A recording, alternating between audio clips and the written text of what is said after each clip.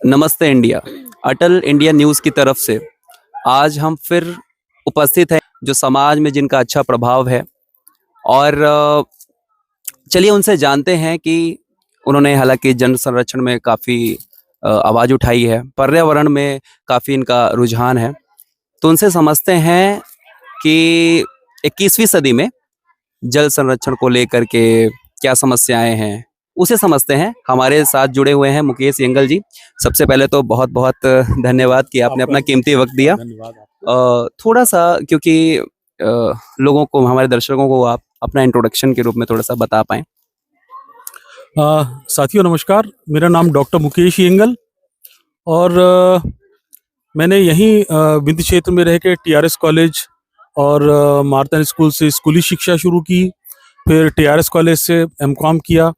यहीं से मैंने एमए समाजशास्त्र, एमए हिस्ट्री, यहीं से मैंने लॉ की डिग्री प्राप्त की और विश्वविद्यालय से रूसी भाषा में मेरा डिप्लोमा रहा है और विश्वविद्यालय के अंतर्गत ही मैंने वाटर मैनेजमेंट में मैंने पीएचडी भी की है। तो ये तो मेरा शैक्षणिक गतिविधि रही है और इसके साथ साथ में पिछले 4 दशक से मैं लगातार फील्ड में काम कर रहा हूँ। तो फील्ड में काम करना और देश भ्रमण करना, ये 2 मेरे एक रुचिकर विषय रहे हैं। देश भ्रमण में लगभग महापुरुषों से मिलने का काम और उनका आशीर्वाद लेना मेरे लिए बड़ा सौभाग्यशाली रहा है। जिनको आज के युवा टेक्स्ट बुक या किताबों में पढ़ते हैं, ऐसे साहित्यकार, ऐसे संगीतकार, ऐसे रिनाउंड पर्सनैलिटी जो सामाजिक क्षेत्र में है, उनमें से ऐसे सैकड़ों लोगों के साथ में न केवल मेरा इंटरेक्शन हुआ है बल्कि उनका आशीर्वाद भी मुझे मिला है। जैसे अगर मैं कहूँ कि साहित्य के क्षेत्र में लोग महादेवी वर्मा जी को किताबों में पढ़ते हैं, मैं उनके घर इलाहाबाद जाया करता था। जबलपुर में हरिशंकर प्रसाद जो देश के माने हुए व्यंगकार रहे हैं, वो जबलपुर में रहते थे, उनसे मिलने जबलपुर। इसी प्रकार बनारस में डॉक्टर विद्यानिवास मिश्र, मुंशी प्रेमचंद के लड़के अमृत राय जी इलाहाबाद, कमलेश्वर जी जो पद्मश्री, ये जितने नाम मैं ले रहा हूँ ये सब पद्मश्री, पद्म भूषण, पद्म विभूषण, ऐसे भारत सरकार से जो सर्वोच्च पुरस्कार होते हैं, सम्मान होते हैं, इन्हें मिला हुआ है। डॉक्टर शिवमंगल सिंह सुमन, पद्मश्री, पद्म भूषण, पद्म विभूषण, और एक भारत रत्न जो शहनाई वादक थे बिस्मिल्लाह खां साहब बनारस, उन्हें भारत रत्न दिया गया था। तो ऐसे एक दो नहीं, लगभग 2-3-4 दर्जन से ज्यादा ऐसे जो पद्म पुरस्कार प्राप्त हैं, उनका मुझे आशीष मिला हुआ है, जिसमें 2-3 तो वर्ल्ड रिकॉर्ड होल्डर रहे हैं, 4-5 जिसमें अर्जुन अवार्डी रहे हैं, और एक तो परमवीर चक्र जो सेना का जो सबसे बड़ा गैलेंट्री अवार्ड होता है, परमवीर चक्र विजेता। ऐसे योगेंद्र सिंह यादव साहब को रीवा बुलाने का मौका मिला, जिनको विश्व में चिपको आंदोलन के रूप में जाना जाता है, सुंदरलाल बहुगुणा साहब, उनको रीवा बुलाने का सौभाग्य प्राप्त हुआ। इंटरनेशनल मैग्सेसे अवार्ड से सम्मानित राजस्थान के राजेंद्र सिंह राणा साहब हैं, उनको रीवा बुलाने का सौभाग्य प्राप्त। और ये सबके साथ मैं उनके क्षेत्र में जाके काम भी करता रहा हूँ, इसलिए एक म्यूचुअल अंडरस्टैंडिंग आप कह सकते हैं कि उनके अगर मैं बुलावे पे 4 बार जाता रहा हूँ तो वो मेरे एक निवेदन को कभी उन्होंने मना नहीं किया। ऐसे ही देश भर के जितने भी गांधी जी के आंदोलन के क्षेत्र रहे हैं, चाहे वो साबरमती का तट रहा हो जो अहमदाबाद में है, तो साबरमती के तट में गांधी जी की कुटिया ऐसे ही बाग बगीचों के बीच में अगर एक तरफ रही है, तो दूसरे छोर पर वहीं पर विनोबा भावे की कुटिया रही है, वहां पर जाने का सौभाग्य मिला। ऐसे ही गांधी जी ने दूसरा एक आंदोलन शुरू किया था वर्धा, महाराष्ट्र से। तो वर्धा में उनका पूरा एक आश्रम बना हुआ है, गांधी आश्रम, वहां पे भी उन रहने का सौभाग्य मिला। हालांकि गांधी जी के समय में तो मैं नहीं था, लेकिन उनकी स्मृतियों को सहेजने का, उनके स्थान पर रुकने का, उनके उस एरिया को पूरा जानने का सौभाग्य मैं बिल्कुल प्राप्त करता रहा हूं। और जहां पर उनकी अंतिम यात्रा हुई थी, 30 जनवरी 1948 को जब गांधी जी को गोली मार दी गई थी, वो था दिल्ली का, जहां पर वो प्रार्थना सभा करते थे।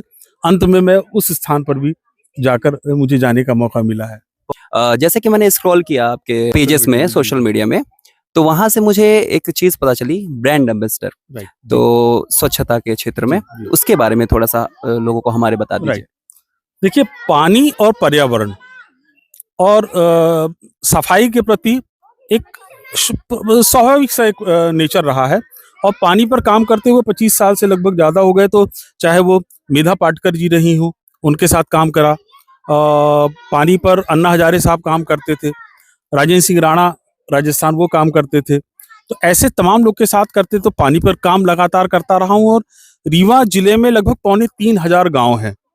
तो पानी को लेकर, पर्यावरण को लेकर, पेड़ पौधों को लगाने को लेकर और स्वच्छता को लेकर मैंने रीवा से हनुमाना गर्मियों में पदयात्राएं की हैं। रीवा से हनुमाना लगभग 90 किलोमीटर होता है। यहाँ से हनुमाना पदयात्रा, यहाँ से इलाहाबाद रोड पे सोहागी तक पदयात्रा, गोविंदगढ़ की पदयात्रा। तो ये काम कहीं ना कहीं शासन शायद देखता रहा है। और ये वो कारण रहा है कि जब कोविड आया सन 2000 में, तो हर व्यक्ति, हर परिवार घरों में कैद हो चुका था। कोई घर से नहीं निकलता था, परिवार वाले नहीं निकलने देते थे, कहीं चपेट में ना आ जाए और डेथ न हो जाए। सही बात। ऐसे समय में जब प्रशासन की तरफ से ये जानकारी हुई कि बाकी बड़े पूंजीपति तो घरों में रह लेते हैं, लेकिन वो स्लम एरिया के लोग, उनको खाना कहाँ से मिलेगा? रिक्शे वालों को कहाँ से खाना मिलेगा? भिखारियों को कहाँ से मिलेगा? इनको खाना देगा कौन? कलेक्ट्रेट से जब ये हमारे पास सूचना आई, मैं पहला व्यक्ति था जिसने हाथ उठाया कि मैं करूंगा। और मेरा सौभाग्य रहा है कि सन 2000 में 25 मार्च 2020 से हम लोगों ने अपने मित्रों को कॉल किया, और देखते देखते 3 दिन में हमारे साथ लगभग 145 साथी, घर में सब मना करते थे कि मत जाओ मत जाओ, लेकिन वो साथी जान हथेली पे लेके हम लोग के साथ आए। अब पूरे रीवा जिले में लगभग 2 माह तक लगातार भोजन का वितरण किया। और सौभाग्य देखिए कि इतनी मौतें हुई हैं कोरोना में, लेकिन 145 साथियों में हमारे टीम का एक भी व्यक्ति को कोरोना नहीं हुआ। ये कितनी बड़ी बात थी। तो ये बातें सब शासन तक गई है। तो तब जाकर अचानक मालूम पड़ा कि सन 2021 में नगर पालिक निगम रीवा और प्रशासन ने मुझे ब्रांड एम्बेसडर घोषित कर दिया। तो पानी की पदयात्राएं, पानी पर काम करना, पर्यावरण के लिए काम करना, कोरोना काल में काम करना और अपने परिवार के कर्तव्यों को भी निभाना, तो ये ऐसी कई बातों का मिला जुला समावेश था कि प्रशासन ने और राज्य शासन के निर्देश पर मुझे रीवा का ब्रांड एम्बेसडर बनाया। मैं प्रशासन के प्रति आपके चैनल के माध्यम से आभार भी व्यक्त करता हूं कि उन्होंने मुझ पर यह विश्वास किया कि हम समाज के लिए कुछ न कुछ कर रहे हैं। ऐसे ही स्क्रॉल करते हुए मैं पहुंचा जल संरक्षण के आपके विषय पर। आपने अभी आपसे बात हुई तो आपने कहा भी कि आपका एक अहम मुद्दा रहा है जल संरक्षण को लेकर के। तो ये जल संरक्षण मतलब रीवा के लोगों में कैसे उनको अवेयर किया जाए कि जल संरक्षण के प्रति ये जागरूक हो, आपका क्या संदेश रहेगा? देखिए, होता क्या है कि घर में जब सब कुछ आसानी से मिल जाए ना, तो बच्चे बिगड़ जाते हैं। राजेंद्र सिंह राणा आए थे, इंटरनेशनल मैग्सेसे अवार्ड जिनको दिया गया था अंतरराष्ट्रीय, उनको मैं रीवा बुलाया था। उन्होंने जब रीवा का सिनेरियो देखा तो बोले कि ये तो यार रीवा नेचर का लाडला क्षेत्र है और लाडले बच्चे अक्सर बिगड़ जाया करते हैं। तो रीवा के लोग बिगड़ चुके हैं, क्योंकि कारण क्या है, हमारे पास बाणसागर बांध है। ये बाणसागर बांध आपको दिल्ली में नहीं मिलेगा। हमारे पास बाणसागर बांध है, तो यहाँ पानी इफरात आता है। बीहर नदी किसी जमाने में दिसंबर में सूख जाया करती थी, लेकिन बाणसागर बांध के कारण उसका पानी, वो सोन नदी का पानी कैनाल से बीहर में आता है, बीहर से हमारे घर के पास से गुजरता है, और आपने देखा कि जहां हम बैठे हुए हैं इसके पीछे बीहर नदी बह रही है। तो हमारे पास बाणसागर बांध के कारण 24 घंटे पानी रहता है। और ये हम वो क्षेत्र के हैं जहां पर भारत का ये एकमात्र ऐसा जिला है जिसको नेचर ने 8 वाटरफॉल दिए हैं। आज रीवा में 99% लोगों को ये जानकारी नहीं कि हमारे इस बिंद क्षेत्र में 8 वाटरफॉल हैं। 8 वाटरफॉल वाले क्षेत्र में हम आप रहते हैं। तो यार, जब नेचर ने सब कुछ दे दिया तो यहाँ पे लोग पानी के संरक्षण के प्रति सचेत नहीं है। ये वो क्षेत्र है जहां पर एक जमाने में 5,500 तालाब हुआ करते थे। और अगर हम 100 साल पहले की बात करें तो रीवा राज दरबार की तरफ से एक किताब लिखी गई थी, जीतन दास जी ने लिखी थी, रीवा राज्य का इतिहास। उस रीवा राज्य के इतिहास में वो दर्ज है, रीवा विंध्य क्षेत्र में 7,500 तालाब हुआ करते थे। 125 साल पहले। 50 साल पहले 5,500 तालाब हुआ करते थे। आज रीवा जिले में 2,727 गांव हैं और एक गांव का एक समृद्ध तालाब नहीं बचा है। जी। अब गोविंदगढ़ तालाब की बात छोड़ दीजिए। ये वो कारण था कि हम लोगों ने 9 मई 1999 से तालाबों के प्रति लोगों को चेतना जागृत करने पहला तालाब सुधार अभियान चलाया। 1999 से 4 साल 1-1 हजार लोग मेहनत करते थे वहां पर। जी। तब जाके 2003 में सत्ता बदली और हमारे लोकल जो स्थानीय लोकप्रिय विधायक हैं वो मंत्री बने 2003 में। पहला ही पोर्टफोलियो उनको पर्यावरण का मिला और उन्होंने देखा कि ये जो काम कर रहे हैं वो गलत तो नहीं है, तो उन्होंने सबसे पहला प्रोजेक्ट लाया रानी तालाब के लिए और रानी तालाब सुधरना शुरू हुआ। वो हमारी जो मेहनत थी वो रंग लाई और आज देखिए रीवा जिले नहीं, रीवा संभाग का सबसे सुंदर तालाब रानी तालाब हो गया है। तो एक तालाब सुधरा, उसके बाद हम लोगों ने गांव-गांव के तालाब सुधारने का काम शुरू किया। आज रीवा जिले के लगभग 36 तालाबों को हम लोग सुधार चुके हैं। बहुत-बहुत धन्यवाद। ऐसे ही जैसे आपने कहा कि विंध्य हमारी विरासत, ऐसा कुछ करके आपका शायद प्रोग्राम है। हाँ, हाँ, ये हमारा तो लेक्चर उसमें सीरीज है। जी, जी, लेक्चर सीरीज है, ये तो इसके बारे में थोड़ा-सा तो बहुत बड़ी स्टोरी है। शॉर्ट फॉर्म में। अच्छा चलिए। तो सबसे पहले मैंने अभी पानी को लेकर जी, जो जी। बात की, तो आप इसी से अंदाजा लगा लीजिए कि नेचर का लाडला क्षेत्र है विंध्य। आप वाटरफॉल बना नहीं सकते। आप छोटा-मोटा वो फव्वारा लगा सकते हैं, तो वाटरफॉल बनाने वाली तो कुदरत है ना। कुदरत ने जबलपुर को भेड़ा घाट दिया है लेकिन वाटरफॉल नहीं दिए हैं। मुंबई, चेन्नई, कलकत्ता, मद्रास, कोटा, राजस्थान, भोपाल, इनको वाटरफॉल नहीं दिए। वाटरफॉल पाने वाले हम लोग हैं। जो रीवा जिले में 8 वाटरफॉल हैं जी, और जी। 8 वाटरफॉल अभी आप पूछेंगे नाम तो सबको नाम भी याद नहीं होंगे, लेकिन वो 8 वाटरफॉल हम लोग पदयात्राएं किए हैं, वहां पे घूमे हैं, अपने इन स्टूडेंट्स को लेके जाते हैं कि कुछ तो घूमिए, क्योंकि 8 वाटरफॉल हम नहीं बना सकते, आप नहीं बना सकते, सरकार नहीं बना सकती वाटरफॉल। तो सबसे पहला तो ये कि विंध्य की विरासत में लोगों को जानना चाहिए कि हम उस क्षेत्र के धनी लोगों में हैं जिनके पास नेचर ने वाटरफॉल दिए हैं। फिर मानव की उत्पत्ति का केंद्र विंध्य क्षेत्र रहा है। जी, जी। अब ये बोले तो लोगों को ताज्जुब होता है, ऐसा कैसे यार? भैया, दक्षिण अफ्रीका, ऑस्ट्रेलिया और भारत में मानव की उत्पत्ति के प्रमाण मिले हैं। जी, जी। 50,000 साल, 1,00,000 साल पूर्व कि यहाँ पे मानव की बस्तियां होती थी, गुफाओं में, जंगलों में। तो ऐसे जंगल, गुफाएं, पहाड़ अपने विंध्य क्षेत्र में हैं। तो भारत, ऑस्ट्रेलिया, अफ्रीका की हम बात करें तो विंध्य क्षेत्र में आप ककड़ी का जंगल देख लीजिए, वहाँ गुफाएं हैं।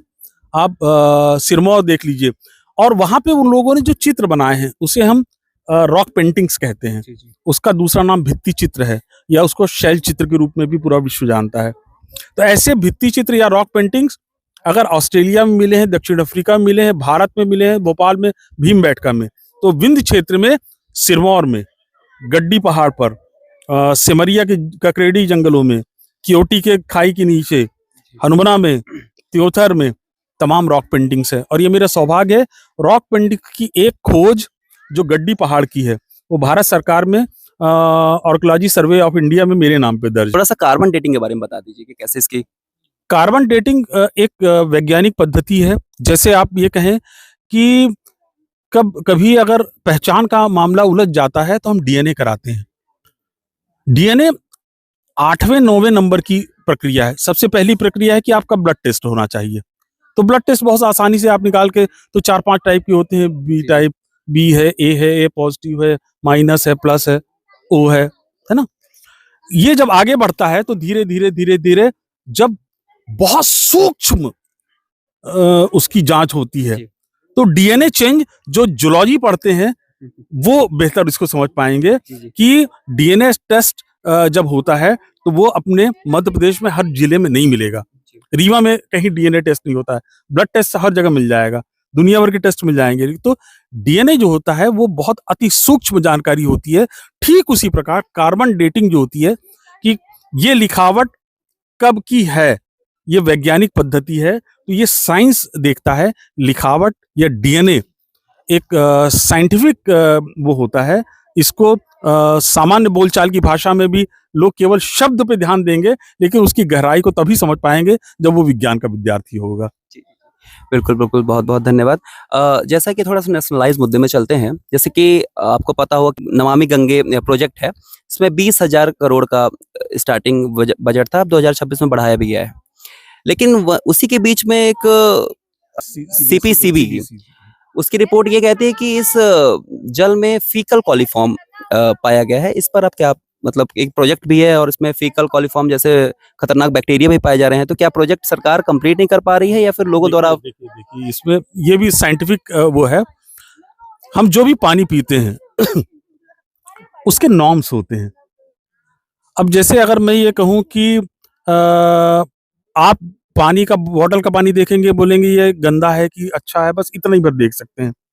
पानी की क्वालिटी में अगर मैं ये कहूँ कि मैं पानी आपको दे दूंगा और वो पानी नहीं रहेगा, उससे आप ऑक्सीजन निकाल दीजिए, कैल्शियम निकाल दीजिए, मैग्नीशियम निकाल दीजिए, कॉलीफॉर्म भर दीजिए, तो वो पानी पीने योग्य नहीं कहलाता है।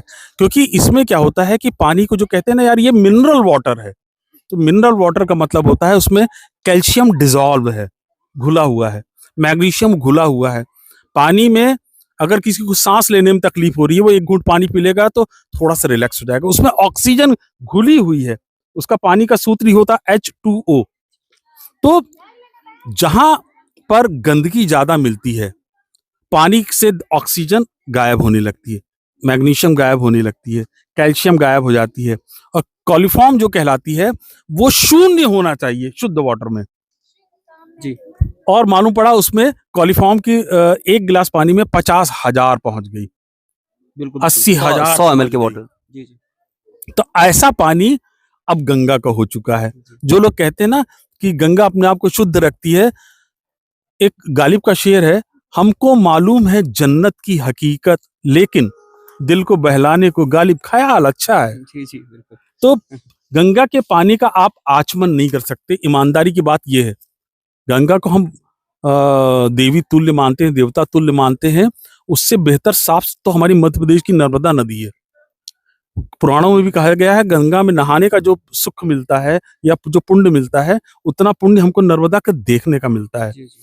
तो शुद्धता के मापदंड पे नमामि गंगे भारत हो चाहे कुछ भी हो, जब तक सरकार कितना भी प्रयास कर ले, अभी 20,000 करोड़ की बात कर रहे हैं, वो 20 लाख करोड़ लगा दे, लेकिन उसमें गंदगी फैलाने वाले कौन है? हम हैं, आप हैं, समाज है। वहीं पर हम डेड बॉडी ले जाके जलाएंगे, उसका कचरा पूरा नदी में डाल देंगे, औद्योगिक घराने पूरा उद्योग का गंदा कचरा उसमें डाल देंगे, तो आप कितना साफ करो ना। घर में जी, जी। 8 लोग हैं, माँ रोज घर में झाड़ू लगा रही सवेरे शाम, हम दिन भर कचरा फैलाएंगे, एक बार माँ स्वर्गवासी हो जाएगी, लेकिन घर की गंदगी कभी साफ नहीं होगी। वही हाल नदी का है। अच्छा, भारत की संस्कृति का सहारा लेकर के प्रदूषण को काफ़ी बढ़ावा मिलता है। जैसे कि शादी समारोहों में पटाखों का, जैसे कि अभी आपने बताया नमामि गंगे का स्नान के माध्यम से, कुंभ मेला के माध्यम से भी बहुत सारे लोग वो हुए। इस पर आप क्या प्रकाश डालना चाहेंगे? देखिए स्थितियां अब ये है कि घर के पास में अगर मंदिर है, हम भी हिंदू हैं, आस्थावान हैं, आपके घर के पास भी मंदिर है, हमारे भी, और कोई अगर 24 घंटे की अखंड रामायण शुरू करता है तो वो 8-10 चोंगे लगा देता है।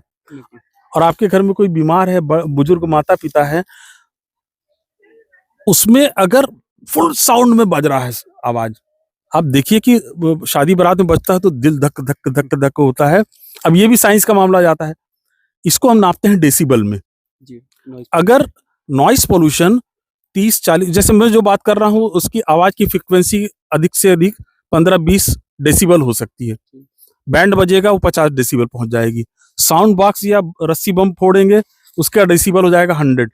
अब कान के ऊपर आप 10 साउंड स्पीकर लगा देंगे, डेसिबल जा रहा है 120, आपके कान के पर्दे फट सकते हैं, हार्ट अटैक हो सकता है। अब इस प्रदूषण को अगर आप रोकने का प्रयास करेंगे, बोले साला हिंदू विरोधी है, धर्म को नहीं मानता है। अब बताइए इसका कोई जवाब है आपके पास? सही बात। तो सच बोलना भी गुनाह है। देखते चलिए समाज जागरूक हो जाएगा तो कुछ चीजें अपने आप सुधर जाएगी। इसके पहले जैसे आप बात कर रहे थे तो ऑक्सीजन और कार्बन डाइऑक्साइड की बात हुई, वहीं से एक क्वेश्चन निकल के आता है कि गर्मियों के दिनों में हीट आइलैंड का जो कॉन्सेप्ट है, शहरी इलाकों में वो कंक्रीटीकरण की वजह से काफ़ी गर्म इलाका हो जाता है गाँवों की अपेक्षा। तो इसे इससे कैसे निजात पाया जा सकता है? पौधारोपण, इसके अलावा कोई दूसरा उपाय ही नहीं है। यहाँ पे आप देखिए टेम्परेचर काफ़ी कम है। अभी सड़क पे चले जाएँगे, कंक्रीट के जंगल में ज़मीन तप रही है, उसकी भाप निकलेगी। कंक्रीट तप रहा, उसकी भाप निकलती है। तो वो कहाँ जाएगा? वो हमारे ऊपर ही असर करेगा। तो जितना पेड़ पौधे लगाएँगे, वो गर्मी को अवशोषित करता है, ऑक्सीजन देता है और हम सुरक्षित रहते हैं। आप देखिए दिल्ली में इस समय रहने योग्य नहीं है स्थिति। वहाँ का पॉल्यूशन का स्तर बहुत ज़्यादा बिगड़ चुका है। सल्फर, कार्बन मोनोऑक्साइड अति है। तो वही है कि अंत में कुल मिला के जागरूकता अभियान और हम समाज को ये समझना होगा हमारी भलाई किसमें है। घर भी बना रहे हैं तो आप 40 बाई 60 का प्लॉट है तो हर आदमी चाहता है कि 1 इंच नहीं बल्कि दबा लें थोड़ा बगल का। आप उसमें छोड़ के थोड़ा-सा जगह पेड़-पौधे लगा दीजिए, आपको परिवार को फ़ायदा होगा। अभी तत्कालीन समस्या एक सिंगरौली वाली आई थी, जिसमें वनों को नष्ट किया गया। तो मुद्दा ये नहीं है कि वनों को नष्ट किया गया, मुद्दा था बायोडायवर्सिटी। जैसे आप शायद कोई और होता तो मैं उनसे ये क्वेश्चन नहीं करता, मैं उनसे सिर्फ इतना पूछता कि सिंगरौली के वनों के कटने में आपका क्या कहना है? लेकिन आपसे मैं ये कहूँगा कि एक जंगल बनने में हज़ारों साल लगते हैं और उसकी डायवर्सिटी जो है, वो काफ़ी हद तक पर्यावरण को प्रभावित करती है। उस पर आप क्या कहना चाहेंगे? देखिए बायोडायवर्सिटी एक बहुत विस्तृत शब्द है। जैव विविधता, जैव विविधता का मतलब होता है नदी, तालाब, पहाड़, जंगल, पेड़, पौधे, पशु, पक्षी, वन्य प्राणी, मनुष्य सब कुछ का मिला-जुला स्वरूप बायोडायवर्सिटी है। सिंगरौली में क्या है कि पिछले 40 सालों से वहाँ पे बिजली का उत्पादन हो रहा है कोयला जला के, थर्मल पावर कहते हैं। जैसे रीवा में हमारे सौर ऊर्जा हो रही है, चचाई में हाइडल प्रोजेक्ट है, तो वहाँ पानी से बिजली होता है। जी, जी। सिंगरौली में कोयले से ऊर्जा मिलती है और गुड़ में सोलर प्लांट से। तो वहाँ पर क्या है कि नेचर ने हजारों साल में जमीन के अंदर के चीजों को कोयले में तब्दील कर दिया है। अब वो कोयला चाहिए, तो अब जैसे पन्ना में अगर हीरा चाहिए तो आप खदान किराए पे लेते हैं, उसको खोदना शुरू करते हैं। अब सिंगरौली में बहुत घना जंगल है, उसके नीचे से जब कोयला निकालना होगा, यहाँ से जमीन के अंदर से कोयला निकालना होगा तो क्या करेंगे? सबसे पहले पेड़ काटेंगे तब तो जमीन तक पहुंचेंगे। ये वहां पे कर किया जा रहा है। तो ये कोयला किसके लिए निकल रहा है?